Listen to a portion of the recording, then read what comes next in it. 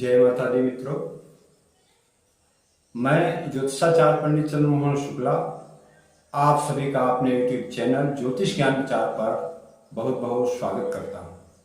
मित्रों, आज वार्षिक राशिफल के इस कार्यक्रम में हम मकर राशि के बारे में चर्चा करेंगे। हम देखते हैं कि आने वाला वर्ष 2024 मकर राशि के जातकों के लिए कैसा रहने वाला है, उनका स्वास्थ्य कैसा रहेगा, धन की स्थिति क्या रहेगी, संतान और प्रेम की स्थिति क्या होगी, कारोबार व्यापार पद प्रतिष्ठा उनको क्या प्राप्त होगा और क्या उपाय करना पड़ेगा। हम सारी बातों पर विस्तार से चर्चा करेंगे। आप लोग अंत तक हमारा वीडियो देखें, इसे लाइक और शेयर करें तथा हमारे चैनल को सब्सक्राइब अवश्य करें। तो मित्रों, सबसे पहले देखते हैं कि मकर राशि के जातकों के लिए जो राशि कुंडली बनेगी उसमें लग्न के स्वामी शनिदेव होंगे और शनिदेव का गोचर अपनी ही राशि कुंभ पर पूरे वर्ष होता रहेगा।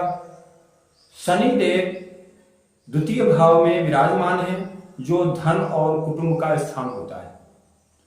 तो मित्रों, धन भाव में धनेश शनि विराजित हैं। ये धन के मामलों में आपको अच्छा फल प्रदान करेंगे। हालांकि शनिदेव का स्वभाव होता है वो कठिन परिश्रम कराते हैं और उसके बाद ही फल देते हैं। तो आपको परिश्रम अधिक करना पड़ सकता है, लेकिन आपको वर्ष 2024 में धन का लाभ होता रहेगा, ऐसा प्रतीत हो रहा है। शनिदेव की तृतीय दृष्टि आपके सुख भाव पर पड़ रही है। शनिदेव की दृष्टि के बारे में आप जानते हैं कि जहां भी पड़ती है वहां कष्ट पैदा करती है। तो मित्रों, चतुर्थ भाव माता का होता है। भूमि भवन संबंधी विचार चतुर्थ भाव से किए जाते हैं। तो आपको भूमि भवन संबंधी अगर कोई विवाद है तो उसमें मुश्किल हो सकती है, या माता का स्वास्थ्य खराब हो सकता है, आपकी माता को शारीरिक कष्ट हो सकता है। शनिदेव की सप्तम दृष्टि आपके अष्टम भाव पर है। ये आपके लिए अच्छा संकेत है। अष्टम भाव नाश का होता है, मतलब ज्योतिष में अष्टम भाव को हम शुभ नहीं मानते। तो अष्टम भाव पर जब शनि की दृष्टि पड़ेगी तो ये आपके स्वास्थ्य को मजबूत करेगा, आपकी बीमारियों को शांत करेगा और उन्हें ठीक करने का रास्ता आपको सुझाएगा। शनिदेव की दसम दृष्टि आपके लाभ भाव पर पड़ रही है। तो लाभ में ये ब्रेकर का काम करेगा। लाभ होते होते स्थितियां बदल देगा, जिससे आप मानसिक रूप से परेशान हो जाएंगे। लेकिन हम पहले बता चुके हैं कि शनि परिश्रम कराता है, तो आपको असफल होने के बाद भी निराश नहीं होना है, पुनः प्रयास करना है और पुनः प्रयास करने पे आपको अवश्य ही लाभ प्राप्त होगा।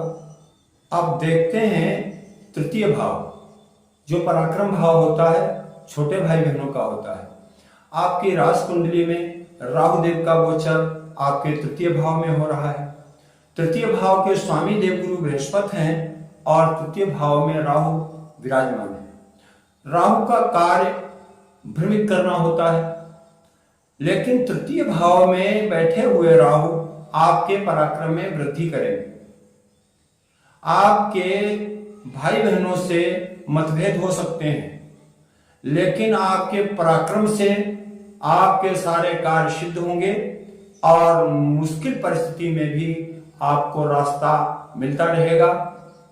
राहुदेव निश्चित ही आपको मेहनत करना सिखाएंगे और आपकी मेहनत रंग लाएगी, आपको लाभ प्राप्त होगा।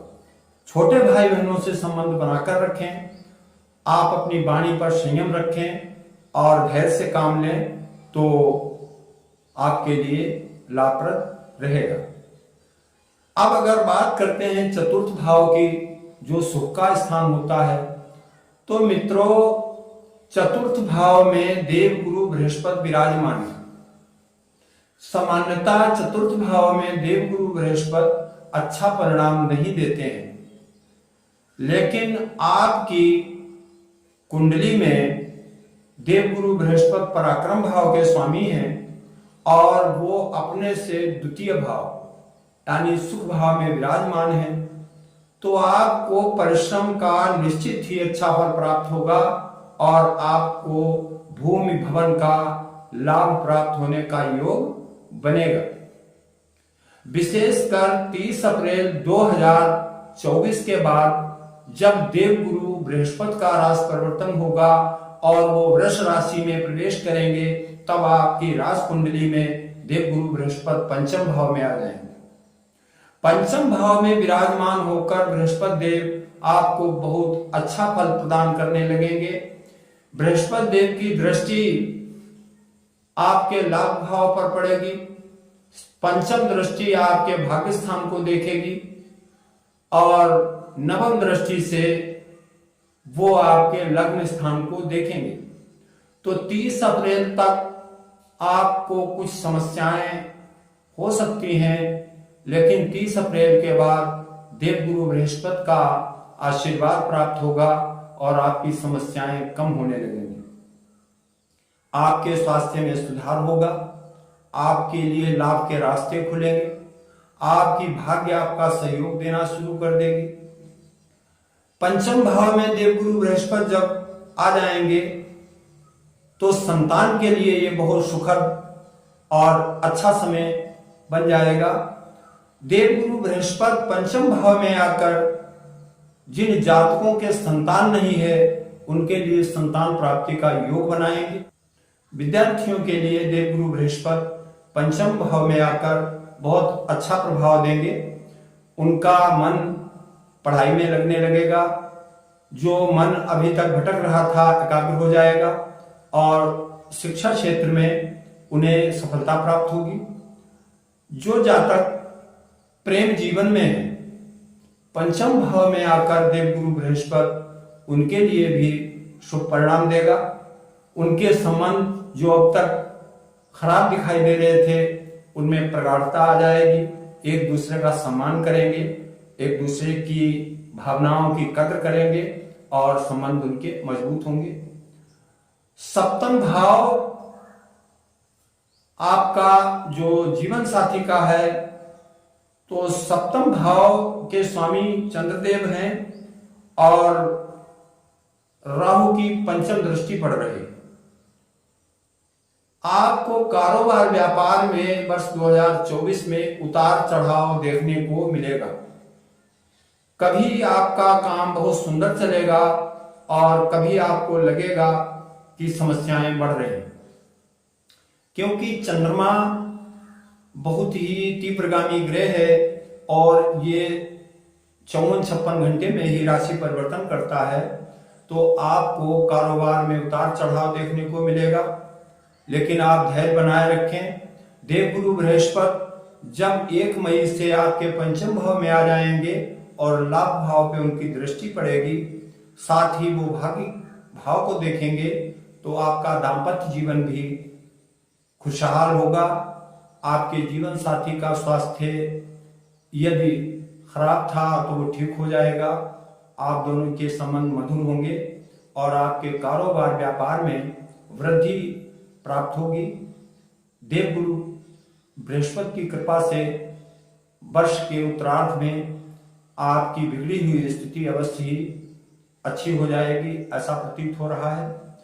नवम भाव में केतु है। केतु देव का कार्य होता है व्यक्ति को अध्यात्म की ओर मोड़ना, और व्यक्ति अध्यात्म की ओर तभी मुड़ता है जब सांसारिक जीवन में उसे कष्ट प्राप्त होते हैं। तो केतु देव आपको थोड़ा परेशान कर सकते हैं, राजकीय कार्यों में व्यवधान डाल सकते हैं, नौकरी कैरियर में मुश्किलें खड़ी कर सकते हैं। इसलिए आपको केतु देव की शांति का उपाय करना चाहिए। केतु मंत्र का आप जाप करें, इससे केतु देव शांत होंगे। या फिर आप लहसुनिया का रत्न बनवाकर बृहस्पति के दिन आप अपनी दाहिने हाथ की मध्यमा उंगली में धारण कर लें तो केतु देव शांत हो जाएंगे। आपकी राशि के स्वामी शनि देव हैं, तो शनि शांति का भी उपाय आप करते रहें, क्योंकि आपकी राशि पर शनि का साढ़साती चल रहा है और शनि कहीं ना कहीं आपके लिए पीड़ा कारक भी हैं। इसलिए शनि की शांति का भी उपाय आप करें और नित्य प्रति हनुमान चालीसा का आप पाठ करना शुरू कर दें। इससे आपको लाभ होगा, आपका समय मंगल में होगा। नव वर्ष की ढेर सारी शुभकामनाओं के साथ अब हम अपना ये वीडियो पूरा करते हैं। फिर मिलेंगे। जय माता दी।